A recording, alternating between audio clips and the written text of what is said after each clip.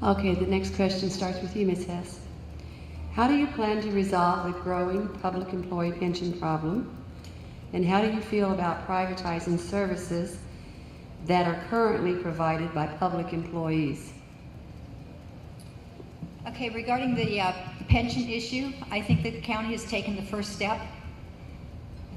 I believe, luckily for us, that our county overall has done a somewhat good job compared to a lot of other counties. I think we actually need to work at the state level. We need to negotiate with the unions. We need to maybe sit down with retirees and maybe, unfortunately, change some of their benefits. Not being at the county and not really being privy to a lot of things, to really give you a good answer on that is hard to do.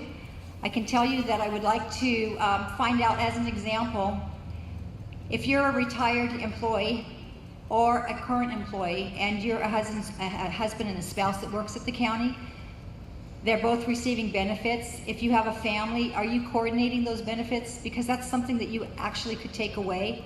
That's not real detrimental. Instead of both parties covering the kids, one party would cover the kids. If you're a retired couple and you both have retirement benefits, are you coordinating those benefits? And that's something that can be looked at. You can bring in a menu of different options.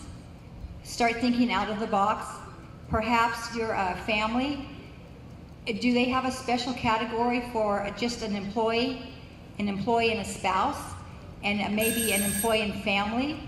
And I'm sorry, what was this? There was another part. How do you feel about privatizing services that are currently provided by the public employee unions? I think that we should look at everything. I think all options should be on the table. You know, is there a possibility of not maybe contracting out, privatizing Parks and Rec? Perhaps the Board of Trade. I think there's a lot of things that we can look at. Private sector can do it better, and so definitely that's on the table. Thank you. Mr. Freeland? Start with that last one. Just like we talked about, animal shelters might be a good opportunity to privatize. Also, you know, we're using county park employees, for instance, that are actually mowing lawns and doing maintenance in administrative buildings and things like that. I'd rather have those park employees working in our county parks. And I think that one thing I like to do under AB 109 is take those inmates that are getting farmed out to Kern County and put those guys to work and those gals. I'd have them out there on fire crews. I'd have them out there mowing those lawns and freeing up county employees and things like that. So I would use both private and inmate resources in a big way, in a bigger way than we've ever seen. And I'd really support that. And then the first part of the question was... how do you plan to resolve the growing public employee pension problem? It's huge. You know, the things that really cost money in the private sector and the public sector are salaries and benefits. That costs more than any other thing in an organization. The county has starting to make the turn, maybe not fast enough, to try to get those pensions into fiscal control. I have no issue. I'm a federal public pension person. I've always paid into my health insurance, and I've always paid into my retirement, and I think that everybody should do that. They need ownership in those programs, and that goes for both new employees and existing employees. They all should pay into that. And in terms of new employees, with their eyes wide open, knowing what they're going to get into, I would certainly change those pensions to make sure that they're affordable and they do pay into the system, because it's breaking the bank. We can't afford it anymore, and it's taken away from our services to take care of our libraries and parks. So we got to get a control of our public pensions. Thank you. Mr. Holloway. On the privatized issue, I'll go back to my original quote: to condemn opportunity without investigation is the height of stupidity. And I absolutely believe there are opportunities for greater efficiency doing a private-public partnership in many of those services. So I would absolutely look at every department and look at you've got 14 bargaining units with the County of Kern right now. That's ludicrous. How are you going to negotiate fair and equitable contracts when you got to deal with 14 different labor organizations? The pension problem is, we went from 50 million contribution to $200 million contribution in the last 7 years. The thing that put Kern County in trouble the most was back in, I think it was 1999, when they went to 3% at 55. And a lot of people, people hear 3% at 55, and they say they went from 2% to 3%, they think there was a 1% increase. What that means is, if you started working for the county when you were 20 years old, and you retired at 60, that means you had 40 years of service. You take 3 times 40, that equals 120%. So you have employees that retired from the county that are making 120% of their highest earned income year. And the reason that problem is not solved right now is there's 16,000 members of the Kern County retirement system right now. 6,100 of them are getting checks right now, and I would challenge you that 80 to 90% of those are at the 3% and 55% retirement schedule. Now, they've made some great strides. I think we're now 1.62 at 60. Is that correct, Brian? So that's affecting the new employees, but that's not solving the existing problem. I think last year we had a 26% contribution from the county and a 4% contribution from the employees. The other portion was dependent on a return on investment of $577 million into that program. With some of the stuff going on in Greece and Europe, just imagine what the pension programs will look like if there's no increase in the investments. It could dry up in 3 to 4 years. So there's a multitude of things you got to do. I think you got to go to a hybrid system. You've got to cap that 120% where the maximum benefits got to be maybe 60 to 75% of the highest income. I know my time's up, Jeanette, but that's about a 10-minute answer, and I'll be glad to talk. I've really been studying that issue, and it's one of my pet projects I look forward to getting involved with. I don't really look forward to it, but I absolutely will get involved in it. Thank you, Mr. Ashburn. Well, the principle that we should be following is that government workers should not have a greater benefit in retirement than workers in the private sector, because our government workers also have something called civil service protection that gives them a guarantee of security in their employment that people in the private sector do not enjoy. So that principle ought to be followed. And we need to address both the new hire employees and make sure that the pension benefits are at a level that is commensurate with those that are available in the private sector. And for those employees who are in the system today, they have what is called a vested right.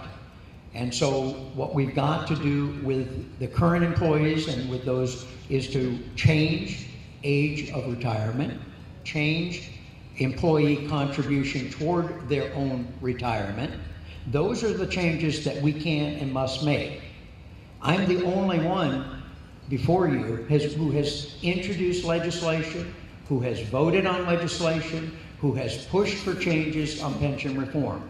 In Sacramento, I introduced pension reform year after year after year and authored a defined benefit plan, increased age of retirement, increased contributions on the part of the employees, and you know the fate because of the composition of the legislature in Sacramento. I'm also the only one who has served on the County Board of Retirement for 9 years. I was on the governing board for the Kern County Retirement System. And when I was there, we were 100% funded. Thank you. Ms. Escudero. I think you're also, Roy, the only one that will be collecting 2 pensions when you finally retire. I think that the pension issue, obviously, the one that exists and the contracts that are in place will not be changed. So don't be swayed or confused that we can do anything about the pension liability that exists right now, because we can't. And don't let anyone pretend that you can, because you can't rewrite that deal. But what we have to do is we have to make sure that currently the retirement ages do need to go up. I was working in the private sector for a very big company called Journal Broadcast when they sent us a letter in the mail that said, you will no longer receive a pension benefit or stock options. We are moving you to a 401k. It was a letter, end of discussion.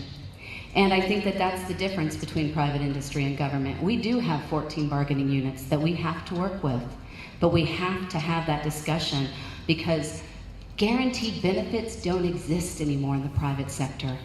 And government salaries now are competitive with the private sector. It used to be that pensions were the benefit you received for taking the sacrifice of a lower salary. That doesn't exist right now. The salaries that government workers get, the unions have negotiated them. Their comparable to the private sector. They're not as high, but they're comparable. And they have something else called job security that most of us in the private industry didn't have. We have to have those discussions, and they have to be real discussions with our unions. We have to sit at the table and remind them that the rest of the world has made this transition, and it is time for government to do the same thing that the private industry has to do, and that is pay for your benefits, whether it's medical or retirement. It's time for the county worker, the state worker, the commissioners, the people who are gathering the financial burden and being paid for by taxpayers to start paying their share. Thank you. Mr. Gleason. I think I agree with just about every word that came out of your mouth now. Pension promise is a pension promise. We make promises to people. We need to fulfill those promises. But the pensions are eating our lunch. $11.3 million increase this year alone.